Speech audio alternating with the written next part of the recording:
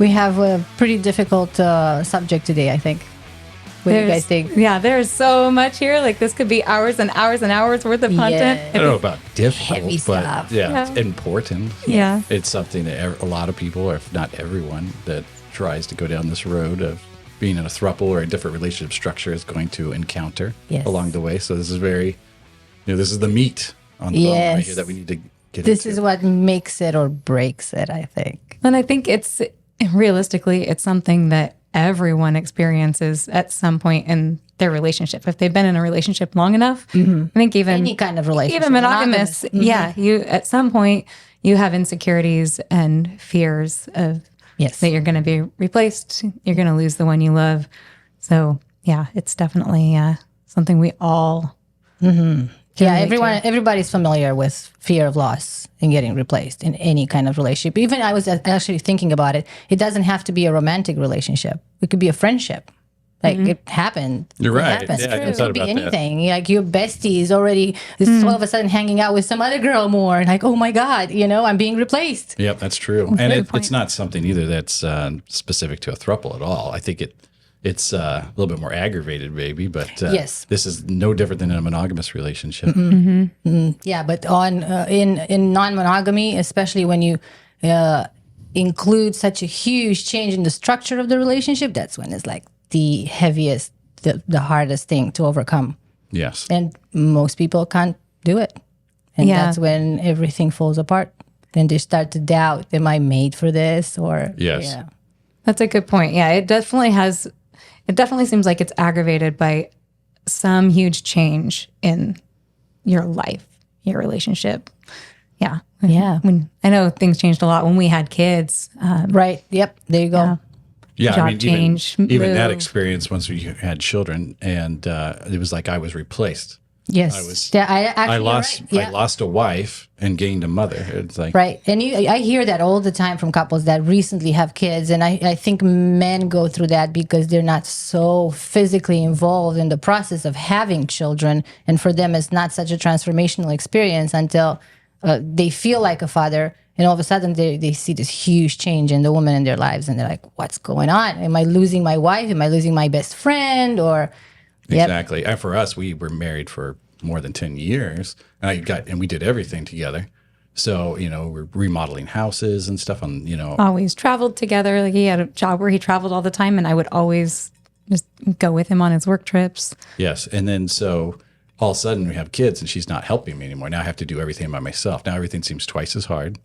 And it's like there was that loss. It wasn't a fear of loss. It was an actual loss of like right. It's not in your mind. Yeah. It really is happening. Split her up again, with 2 other children that need her, and they're very needy. They're more needy than me, and the squeaky, wheel gets the oil. Right. Yeah. And this is coming from Josh. I was very careful to not be that woman that was like just all consumed in my children and motherhood and you had your time, but it's all about the kids now.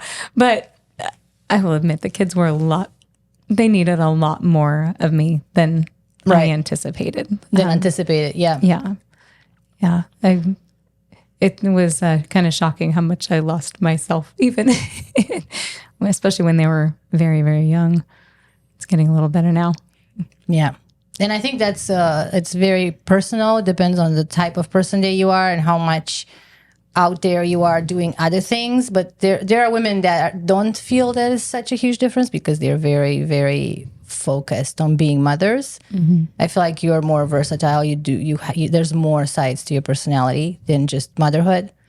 So I can see how when you had kids, all of a sudden there were parts of you that just had to be put on hold and pushed to the back, and that was shocking for you. It was. And especially for you, Josh. Yes. So let's talk about what it was like when we got into polyamory. So for me, the biggest fear of loss definitely happened at the initial transition from our monogamous and semi-open relationship to our poly relationship. So when we first started on this road, I was monogamous and Josh was poly. And so for him, it was like for me, I was losing my one and only, it seemed like, especially before we knew about polyamory, as I was starting to watch him fall in love with somebody else, like I really thought I was completely losing him and that I was being replaced by somebody else.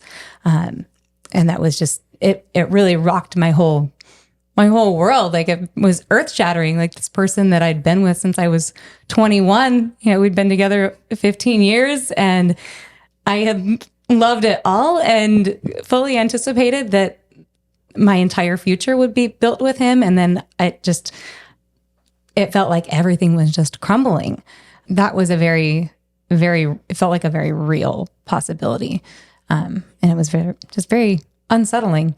So that was my experience with that fear of loss. But I think for Liv, it was different. Like she was coming into a pre-existing relationship, but you still had your own. So as far as I see it, there's two, at least for me, there's two parts of fear and loss in our situation. I'm going to speak strictly to us. There's one part where Shar has a lot to talk about, where she's like the original partner in the original relationship, the original couple. And then it's me coming in and I have all these new things. And I have to adapt to a situation where I've never been in before because I've never been part of a throuple before. And then there's you, Josh. Like, I think for you is completely different. Again, It's something that I don't even, I can understand where you're coming from because I'm thinking it's very similar to my experience. But I think Shar is the only one that has a completely different experience than any of us because she was the one who was, I don't want to use the term, but like you're everything, right? For the longest time. And all of a sudden, things just change. And she's put in the situation where like the rules that she thought are normal and like part of marriage and relationship no longer apply. And the whole world just tumbles and your whole world just was upside down, right? Yes. And here you are with a partner that you love. You still want to be part of his life. You still, Josh, want to be part of her life. And what do? How do you deal with all of that? Are you going to hate him forever? Are you going to like deny him what he wants? But it's such a complex situation. If you want your partner to be happy, how do you deal with it? How do you find happiness for somebody that comes to you and says, I know you know me in this way, but I realize I'm this other way. And like, how do you deal with it? I think one of the things that helped me deal with it was just realizing that life is always changing, whether you're in a monogamous relationship or open relationship or a throuple, whatever the dynamic is, or even single, like your life is always going to change. People are going to change. Yeah. Everything is just very fluid. And something that I guess I kind of always was good about keeping at the forefront of my mind was like, okay, this is not what I initially had in mind at all. Right. I didn't sign up for this. Yeah, exactly. Like, I think that's the thing that I hear so many people fall back on was like, this is not what I signed up for. Like, well, it literally is what I signed up for. I signed up to do life with this person. And that means signing up to do the unexpected because we don't know what tomorrow holds. You're right. But everybody thinks relationship and marriage is about that peaceful, like stability where nothing changes. And probably that's why they're not working so many times because you just expect everything to be the same all the time. So you're right. You are on to the secret to longevity in relationship, change. Yeah. If we're not changing, we're not growing. Yeah. So we're not even becoming better partners for each other. Right. Yeah. So I definitely had a picture of what the future would look like and should look like. And there was definitely, like, I don't want to mitigate how difficult it was to undo some of the wiring that had my expectations said, like, this is how it's supposed to look. This is how it has to look. That's how everybody told me it's supposed to look. Yeah. So there was definitely growing pains in that area of just trying to unwire what's acceptable and what's not, figuring out what's acceptable for me, not what culture is saying is acceptable. Yeah. And then just realizing like, this is not a deal breaker for me. Right. So how do we move forward here? Right. So what was your main fear when it comes to being replaced? Because I think that's the main focus for your situation. What was the main fear that you had? The main fear was total loss. Complete. Yeah. Yeah. He would just say, "This is not for me, and I want somebody else." Yeah, you're a mother now, and I don't need a mom. Right. I need a partner. Yeah, that was the fear, and I think probably some of that stemmed too from I knew that I had lost some of myself when I became a mom, or maybe not lost some of myself, but parts of me had significantly changed, and I know like that is not. I'm never going back to the way I was before. Right. Yeah, there's some things that can be recovered, but you're forever changed.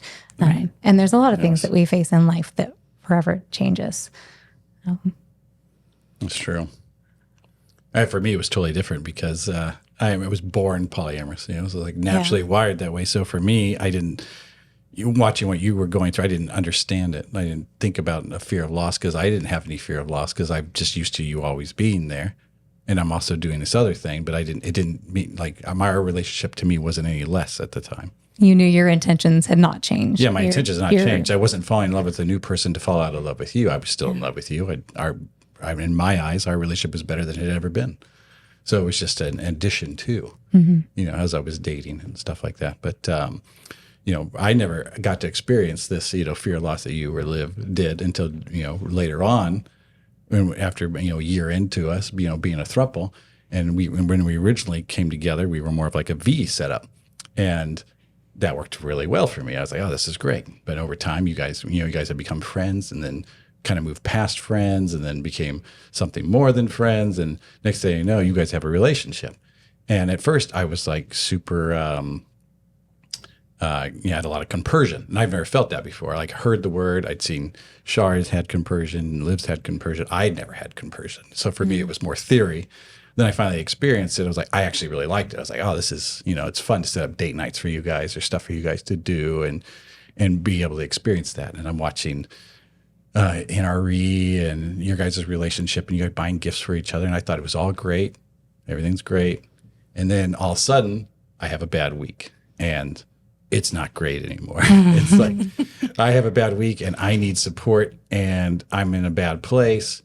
And I feel like I'm watching you guys with your NRE and you guys have your little inside jokes and you're laughing. I come in a room and you guys are giggling about something I don't know anything about. And all of a sudden I feel like I'm excluded and I was on the outside. Yeah, you feel like you're not part of the team anymore. Yeah, I'm not. And it put me in a position where I felt like you can come back and join us, but not till you're better. When you're ready, you're at your full, otherwise we'll leave you behind. And that's where the fear of loss. And then you do this mental spiral. You're like, oh no, what if their relationship becomes so much better than the relationship I had with them? And, comparison. Yeah. Comparison is the worst thing you can do. Every time I think about fear of loss or replacement, or every time it comes to comparison. If I'm going to compare my relationship with you, with my relationship with Shar, or your relationship with Shar, it's going to be bad because there's no such thing as comparison unless you have this perfect ideal throuple where everybody has the exact same age, the exact same experiences, and they come together as a throuple. There's never an original couple to begin with, which is rare. I mean, I'm not saying it's impossible, but I don't think I've never heard of such a thing. Yes. And unless you have that, you always have somebody that's a little older or more experienced, or they've known this person for a longer period of time and they know what makes them tick. And here you are, like I'm talking from my experience when I joined your relationship, and I see, for example, you're having a day when you're upset, and I don't know what I'm supposed to do, but Shar knows exactly what she's supposed to do when you're upset. She knows what makes you feel better, and here I am like, oh, I'm completely out of it. While if it would have been just you and I, you would have put your entire needs, you would have put them on me. You would have expected me to make you feel better. You would have given me the tools to make you feel better. In this situation, you didn't do that because you already had it from her. So I felt that I was just extra for a while until I realized what is it that makes you, like be in a better place or whatever. And it gets better in time. But at the very beginning, if you're going to compare, if I was going to compare my relationship with you with your relationship with Shara, I would have always come up short. It would have been a loss at all times. So you just have to keep your eyes on the prize and understand that's part of the reality of it. Don't expect anything different. And at some point, everything's going to balance out. And you're going to get to a place where you don't feel like you're extra anymore. I do think you're extra, just for the record. She's very extra in all the best ways. But when I was in that, that place, your brain starts playing games with you, and you're like, I'm thinking, oh, maybe I'm being replaced. That fear of loss comes in. You're like, well, they're two women. They communicate better. I can't communicate on the level they communicate. And I'm looking around at the gifts I saw that were cute before. Now they're not cute anymore. I'm like, they buy each other better gifts than I can buy or that I get. It's like because they know each other and they know what they're into. And they go, we're into the same stuff. Yeah. Oh, I like astrology. Oh, you do? Is it a blood moon? Witchcraft. It's like, what the hell? I don't know anything about this stuff. I'm like out in the garage dealing with tools and crap. And you guys...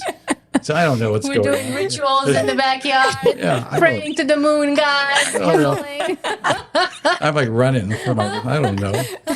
And so you see all this stuff and you're in this place like, it doesn't seem, you're like, how can I compete with this? And then you feel like, what if I got left behind? And I'm I was the one that was originally born polyamorous. I made this the reality, and now you guys are kicking me to the curb. Yeah, exactly. So, but I mean, once you realize that's not true, and you're in a better place, you're getting the support and everything. All of a sudden, everything goes back. You're like, I actually enjoy compersion.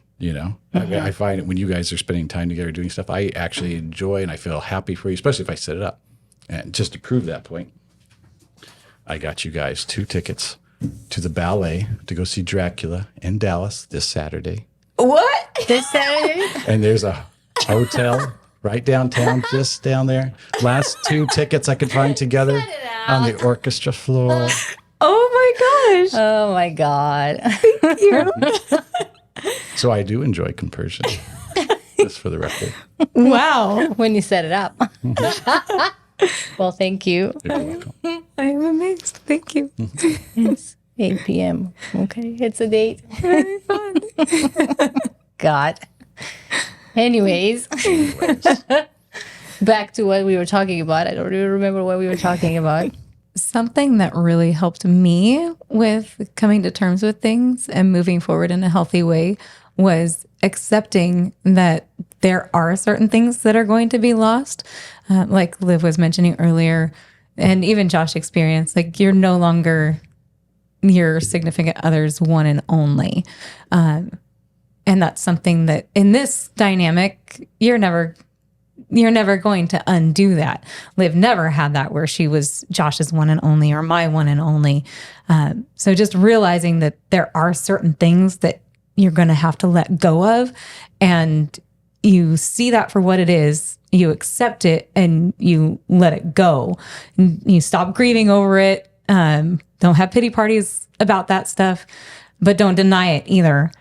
But then instead of focusing on that, look at what you do have. Like for me, gratitude practices was a huge thing, like gratitude meditations and journaling and stuff like that. Like just what do I have? And then especially what are new things that I have that I didn't have in our relationship before. Yes. So that was huge for me. Like I have another amazing life partner. I have a better support system. Josh has a better support system. The kids have a better support system, just all around. So even something kind of trivial, somewhat, that was kind of a bigger deal in the beginning was not having Josh in my bed every night. that was weird. And that was kind of hard to get used to. But after a while, like, okay, well, this is some me time. I've always been terrible about taking me time. I'm like, all right, well, I can just go to bed early. I can take a bath. I can watch something, movie or TV show that I know Josh would never want to watch. So just finding the new things that you have. So would I still love for Josh to be in my bed every night? Of course. Do I love the me time? Yes, I do. So, recognizing the give and take. Yes. I think it was something too Liv said in the last podcast that kind of stuck out to me was about the knowing things are going to come back around, so it's like that loss. Good or bad? Good. It's like, like if I set up a date night, like I did that, the other night when you guys went out and did I want to go out? Of course I want to go out. You guys went to new club bars and stuff like that, that I'd never been to, and they sound cool, but I stayed back, and it's like, but I know it's going to come back around. Mm-hmm. So I don't feel like I lost out. Or I don't get the FOMO. You have FOMO, but it's not like, my night's coming. It's like, Yeah, you don't think this is it. I'm never going to enjoy this. And it's back to the conversion thing, I think, too. It's just happy for you guys. You guys get a good night out. You guys come back more relaxed, happy. I think it's good all the way around. Yeah. I think it's important to note, too, that you can absolutely have compersion and FOMO simultaneously. Mm-hmm. Right. Yeah, that's true. And I don't know I guess some of our listeners might not know what compersion is.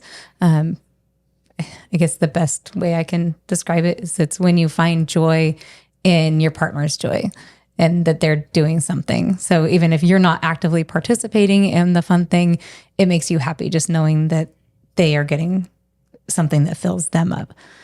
So for me, I did have compersion oftentimes, but I would still have the FOMO, or I guess it's not just fear of missing out most of the time. It is, you are actually missing out on something.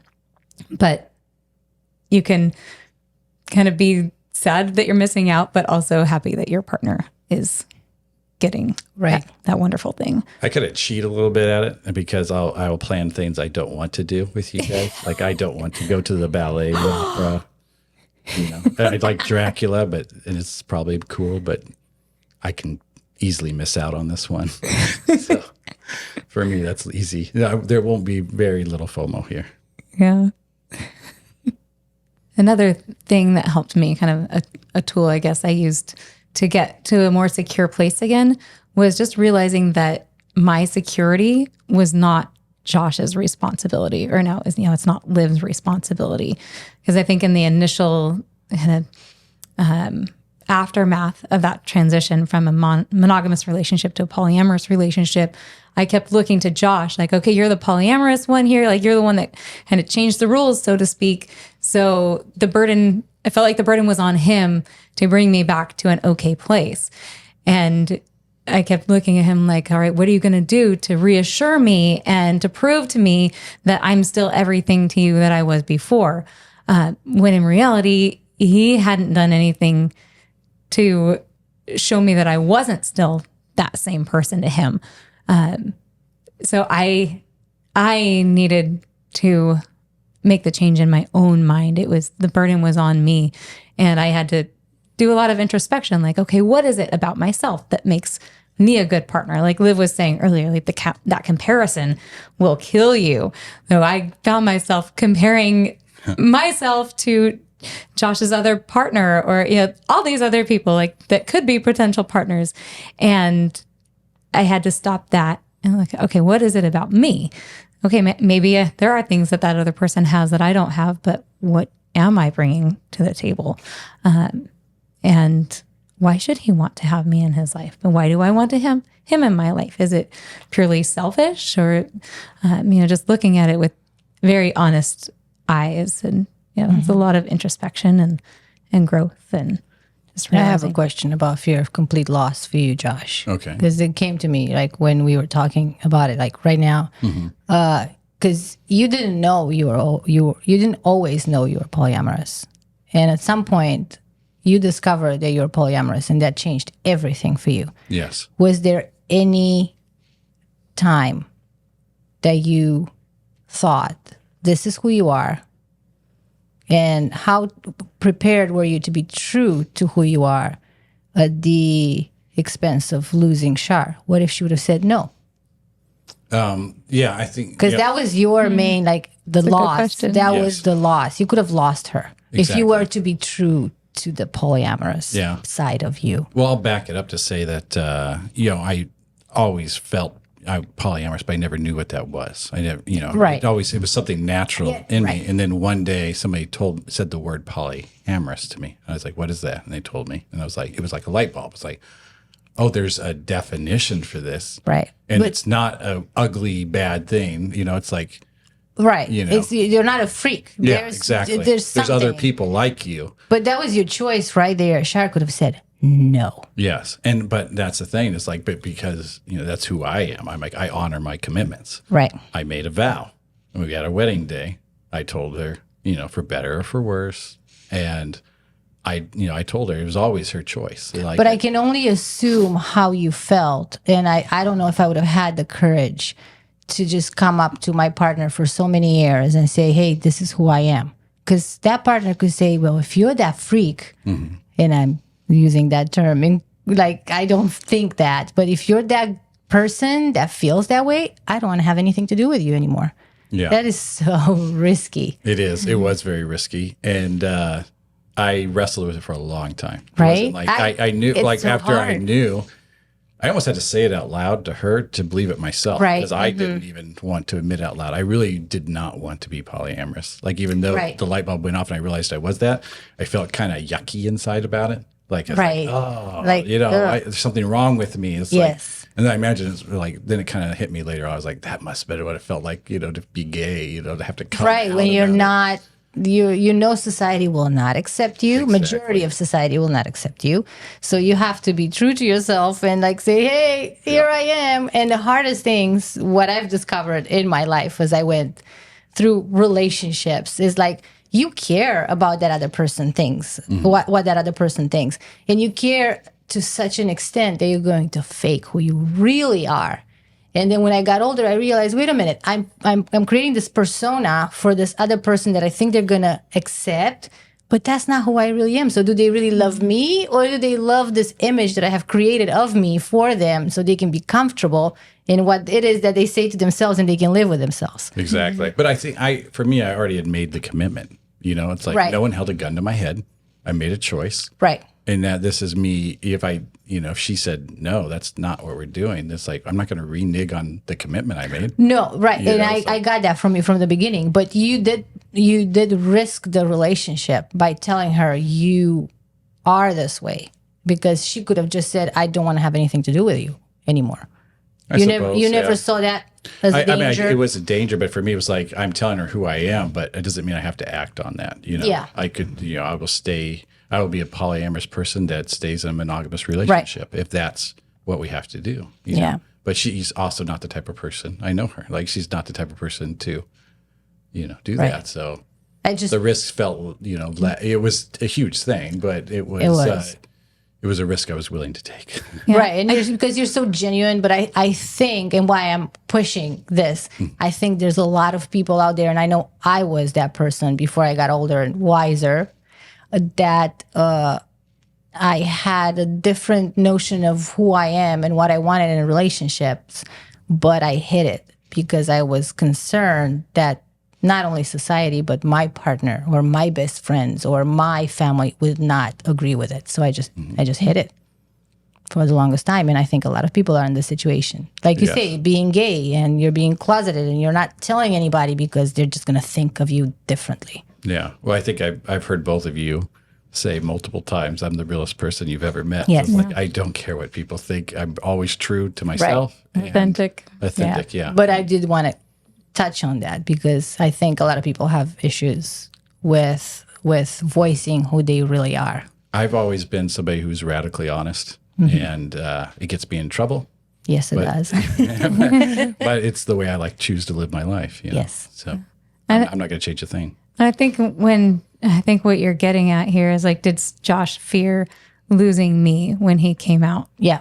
Pretty much. Yes. And I don't think, correct me if I'm wrong here, Josh, but I don't think that really was a fear.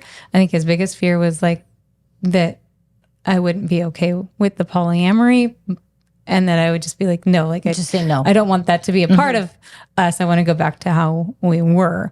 But I don't think, at least at that point, he worried about me just leaving. being like, I'm done. Like, if this is who you are. Yeah. Whereas I do think that there are some people that can't, that would leave, do that. would Yeah. leave their partner. Yeah. Like either one. Like Right. It's very I'm poly, real. and I have to practice that. You're on board or you're not. Or people who are like, I'm mono and I have to practice that, get on board or not. Like, no, I think Josh expected me to be like, not that he expected me to be one way or the other, but he knew that was a possibility, that I could be like, no, we're monogamous. We're And going if she had said no, I wouldn't have done it. He would have I respected would it. have respected that decision. And I always knew that. And so I didn't have that fear. We had a great relationship, but at the time I was just very miserable because I knew I was missing something. And it was nothing to do with her. I wasn't miserable with her at all. I thought our relationship was great, but I needed something else. And I didn't know what it was at the time. And as soon as she gave me permission, then let's do this. She was like, not only did she give permission, she got super supportive about it.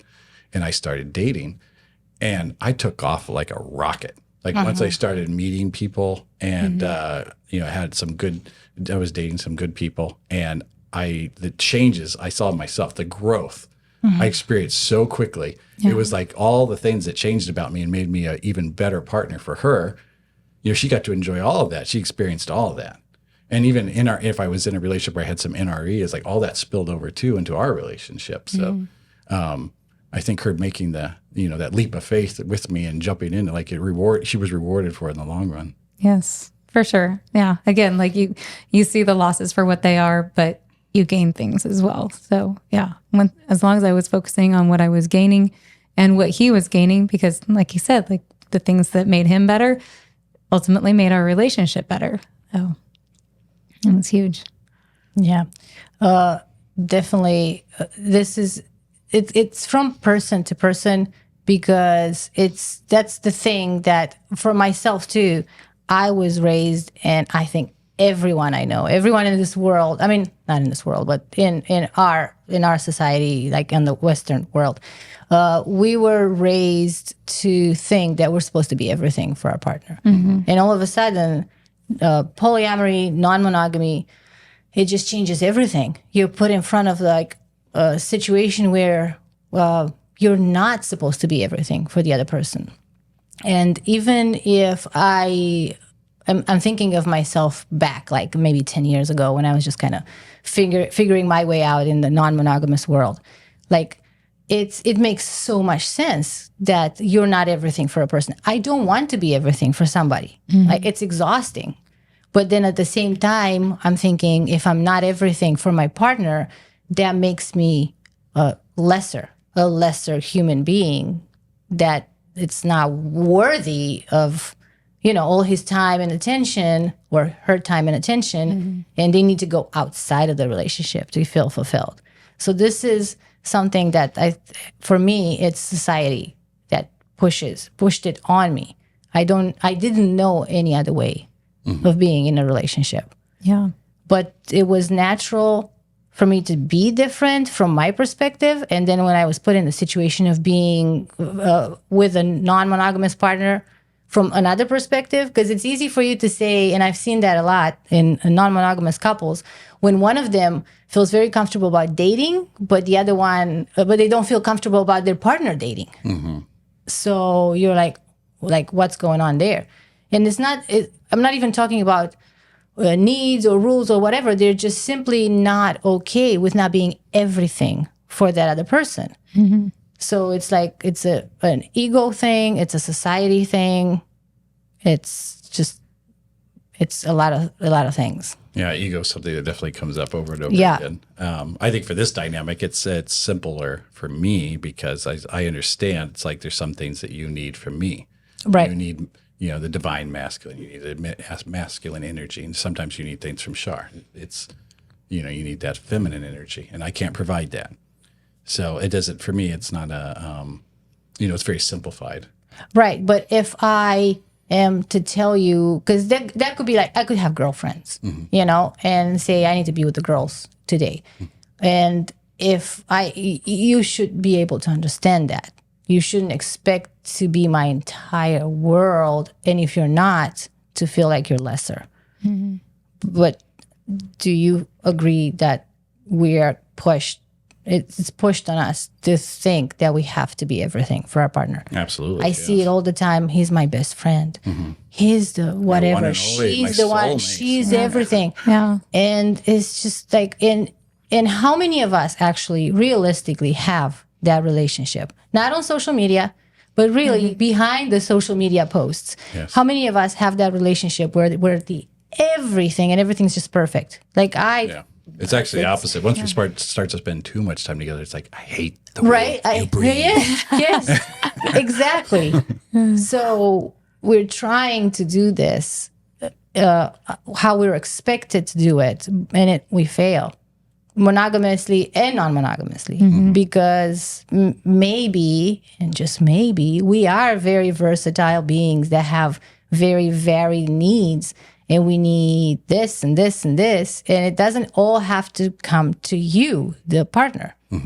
Maybe there's just more to it. Absolutely. It's not always necessarily has to be relationship either. Like you mentioned, friends and stuff. It's like sometimes we just need outside stimulus, like just to new conversations with new people to spark new ideas. Yeah. You know? Yeah. We're very relational and communal. Like we need that. We need our tribe. Yeah. It's exactly what I was thinking about. I was going back, like we used to live in a tribe. It was a small tribe. Like, I don't know, I'm going to like 50 people. I'm just going to say it. But I feel like those people were not so strict in their relationships as we are now. Not bring up the Mayans. I think, no, no. But I think they had more versatile types of relationships. I'm thinking. In a tribe. I don't think there was necessarily like marriage or, I think everybody kind of lived organically and got whatever they needed from anyone. And it was just a happy place. But now we're just so many of us. We don't have a tribe anymore. It's just. Well, we've gotten to this point too where we all live in the suburbs. We live in our house. Yeah. We can go all the way to the moon, but we don't know our next door neighbor's name. Yeah. We stay inside our house. We stay on our internet. About that the other day about the gym. We go to the gym. There's so many people on such a small square footage. Yeah. We don't look at each other. Nope. We act like the other person doesn't exist, so we're not like infringing in the other person's space or whatever. You don't want somebody looking at you weird. Yeah. And we're just so close. We have our headphones so on. far away. The only time I look at somebody is to give them the eye, like you've been on that long enough. It's my turn. Yeah, we are very communal. And I mean, there's even that saying, it takes a village to raise a family, to raise kids. Like, and we don't have that village anymore. Like the nuclear family that's all you see. And when we say nuclear, like it really is. It's just us.